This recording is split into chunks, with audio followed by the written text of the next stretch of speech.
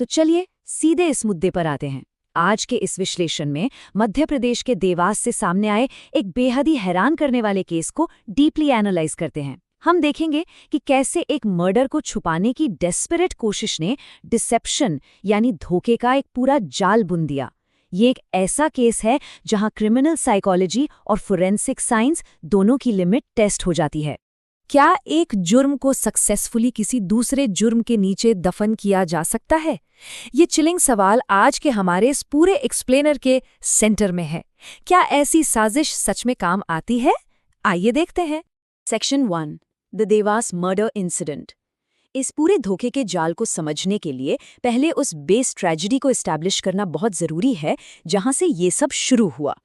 इस chronological timeline को अगर हम ट्रेस करें तो डे 0 पर एक फेटल डिस्प्यूट यानी एक जानलेवा झगड़ा होता है। उसके कुछ ही घंटों बाद पैनिक और प्लानिंग शुरू हो जाती है और डे 1 पर उस कवर अप को एग्जीक्यूट कर दिया जाता है। एक लीथल राइवलरी कितनी जल्दी जस्टिस से बचने की एक डेस्परेट कोशिश में बदल गई, ये साफ देखा जा सकता है। Section 2, a calculated fake narrative. अब यहाँ से ये फेज सच में बहुत इंटरेस्टिंग हो जाता है कि कैसे इन अपराधियों ने इन्वेस्टिगेशन की डायरेक्शन को ही हाईजैक करने की कोशिश की। The miss direction, shooting their own, ये लॉजिक का एक बेहद शॉकिंग ट्विस्ट था। इस ग्रुप ने इन्वेस्टिगेशन को भटकाने के लिए एक बिल्कुल नया क्राइम सीन बनाने का फैसला किया और अपने ही एक मेंबर को गोली मार दी। पूरा आइडिया ये था कि पुलिस को एक नए फैंटम दुश्मन की तलाश में लगा दिया जाए। जैसा इस कोर्ट में कहा गया है, to confuse the investigation a fake narrative was prepared. ये बिल्कुल ब्रिलियंटली इलिस्ट्रेट करता है कि वो अपनी सच्चाई छुपाने के लिए किस हद तक गए थे। उन्हें लगा कि वो इन्वेस्टिगेटिव एजेंसीज को आसानी से गुमराह कर देंगे। Section 3, discrepancies in the timeline. लेकिन परफेक्ट क्राइम जैसा शायद ही कुछ होता है। यहीं से फिजिकल एविडेंस ने अपनी एक अलग ही कहानी सुनानी शुरू कर दी।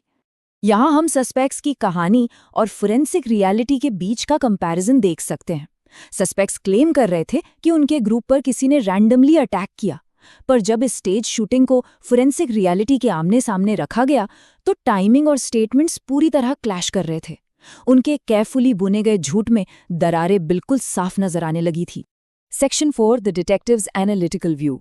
अब जरा लीड इन्वेस्टिगेटर्स के पॉइंट ऑफ व्यू पर चलते हैं, जिन्होंने बहुत ही मेथोडिकली इस पूरी फेक स्टोरी को डिसमेंटल करना शुरू किया। ये पूरा इन्वेस्टिगेटिव प्रोसेस डिडक्टिव रीजनिंग का एक मास्टर क्लास था। स्टेप 1, विटनेस स्टेटमेंट्स को वेरीफाई करना। स्टेप 2, सेलुलर लोकेशंस को ट्रैक करना। और स्टेप 3, कॉल डिटेल्स को एनालाइज करना। डिजिटल और फिजिकल फुटप्रिंट्स को बहुत ही साइंटिफिक तरीके से स्टेप बाय स्टेप ट्रेस किया जा रहा था।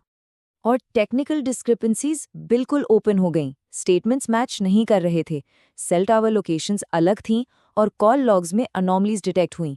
क्रूशियल पॉइंट ये है कि सस्पेक्ट्स भले ही एक झूठी स्टोरी कोऑर्डिनेट कर लें, पर वो अपने पीछे छोड़े गए उन डिजिटल डेटा ट्रेल्स को कोऑर्डिनेट नहीं कर सकते। Section 5, uncovering the master plan.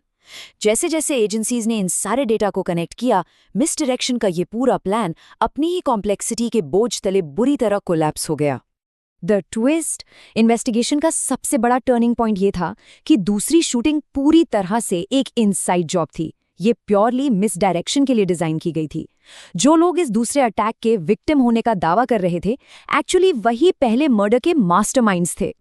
Number 5, in undeniable evidences के बेसिस पर इंटेंस इंटेरोगेशन हुई, जिसके बाद आखिरकार 5 इंडिविजुअल्स अरेस्ट हुए और एक ही झटके में इस पूरे ग्रुप का खुलासा हो गया।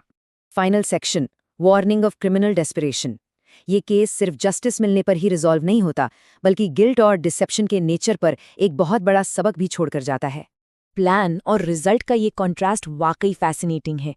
प्लान था कि एक दूसरा क्राइम करके कानून से बच निकलना, लेकिन रिजल्ट क्या हुआ? वो कवर अप ही उनके खिलाफ सबसे बड़ा एविडेंस बन गया।